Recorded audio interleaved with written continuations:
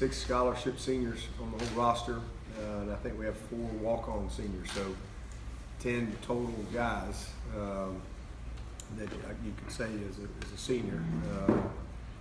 We got a couple of juniors that I think have a chance to graduate in December. I think Christian's got a chance to graduate in December in 2.5 years.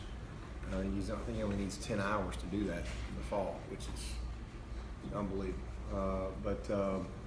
So yeah, 27 juniors on scholarship, and probably I think it's about 21 sophomores. That's exactly is that what it is?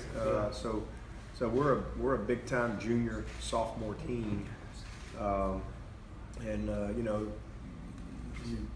I always value the senior because those are the guys that are usually the most invested, because they usually bring a great sense of urgency because they can see the end of the tunnel quick coming their way, and they just think differently, as opposed to when you're a sophomore, freshman, or sometimes even a junior, if you know you're going to be back. But I love the makeup of our team because I think we got a bunch of guys that have gotten some great experience over the last couple of years. We didn't have a lot of seniors last year. We had, I think it was like 22 juniors and seniors combined last year, which is the small number this year. So a small group, which means, again, we've got a lot of guys on this roster that have played a lot of games. In that junior class, they're basically like, juniors and a half, because they played 30 games in 2 years.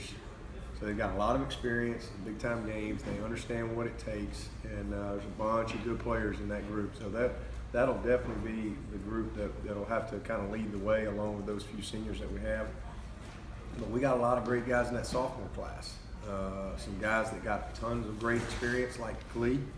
But then we also got other guys that are just like chomping at the bit to go prove that they can be an elite player, like Tanner Muse, for example. Guys that played, guys that made impacts. Tanner blocks a punt. I mean, he had a pick 6 last year. He had some moments, but he learned how to play, and he came out of the season with a different mindset. And so now he wants a bigger role, and so there's a hunger. Yeah, well, he's happy he was on a national championship team last year. Man, he wants to go be a guy. He wants to be an every down player. He wants to play more snaps, and so I love that sense of urgency that we have scattered all throughout the roster. I think that's something that will bode well for us. Coach, you had, I believe, 4 players transfer this year. Hopper transferred last year. Is that just a byproduct of how well you've recruited and the depth that you have, and is that becoming more the norm, and do you manage your numbers and your scholarship offers based on that? Your roster management is we pretty much recruit to our number. You always kind of, you can jockey with a number or two, but for us, we don't get a lot of attrition. And even the guys that do transfer, they're graduates. We had a few guys leave this year, but Baker was a graduate, Pagano was a graduate, Corinne was a graduate, and Tyshawn was a graduate. And these are all great kids, and people have different reasons for their personal decisions and things like that. But the main thing for me is these guys earning their degree from Clemson, and that's what those guys have done. And then occasionally you have some discipline issues, or you just have some guys that will just say, you know what, I want a different start for whatever reason, or it could be the competitiveness of it, and they do want a chance to play. And that's kind of where Tyshawn was. I mean, Tyshawn, he loves Clemson.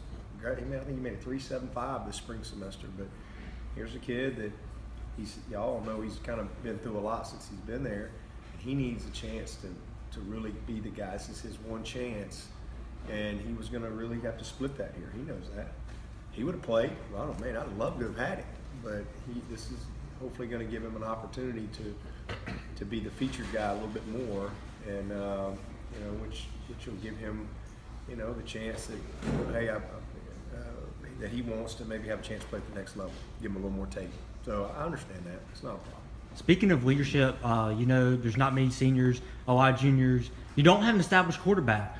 So who are some of the non-quarterback offensive veterans you're looking to step up, be vocal now that Eric's gone, Jay's gone, a lot of your high producers are gone? Yeah, well, we do have a good group around whoever the quarterback's going to be. I mean, we've got some proven guys outside.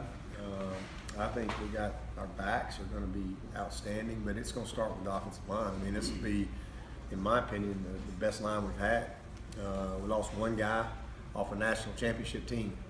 And, you know, right now the guy that's taking his place is a fourth-year junior in Falcinelli, who got a ton of experience. You know, and then so you basically got all your guys back. And Falcinelli played a lot. Maverick Morse is an incredibly valuable player to us. And then you had 3 true freshmen that played last year, 2 of them that started at different times, and Sean Pollard, Tremaine Ankrum, and John Simpson. And so no, those three guys are now sophomores. They played 15 games against high level of competition on the practice field and on game day. So the versatility that we're going to have in that offensive line and the depth and the knowledge and experience is where it's going to all start. Those are the guys that as they go, we go.